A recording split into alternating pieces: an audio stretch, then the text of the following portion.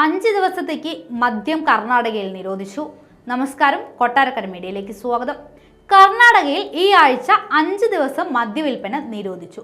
നിയമസഭാ കൗൺസിൽ തെരഞ്ഞെടുപ്പിന്റെ വോട്ടെടുപ്പും ജൂൺ 4-ന് ലോക്സഭാ തെരഞ്ഞെടുപ്പിന്റെ ഫലപ്രഖ്യാപനവും നടക്കുന്നതിനാലാണ് ഇന്നു മുതൽ 4-ാം തീയതി വരെ മദ്യവിൽപ്പന നിരോധിച്ചത്.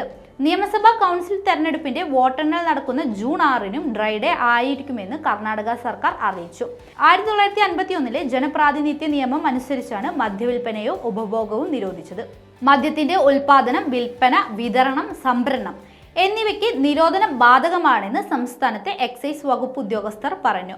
മദ്യശാലകൾ, വൈൻ ഷോപ്പുകൾ, ബാറുകൾ, മദ്യം നൽകാൻ അനുമതിയുള്ള ഹോട്ടലുകൾ, റെസ്റ്റോറന്റുകൾ എന്നിവയ്ക്കാണ് ഉത്തരവ് ബാധകം.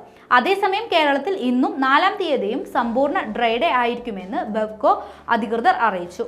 1-ാം തീയതിയായ ഇന്ന് സ്ഥിരം ഡ്രൈ ഡേയും 4-ാം തീയതി ലോക്സഭാ തെരഞ്ഞെടുപ്പിന്റെ വോട്ടെണ്ണൽ ആയതുകൊണ്ടാണ് മദ്യനിരോധനം.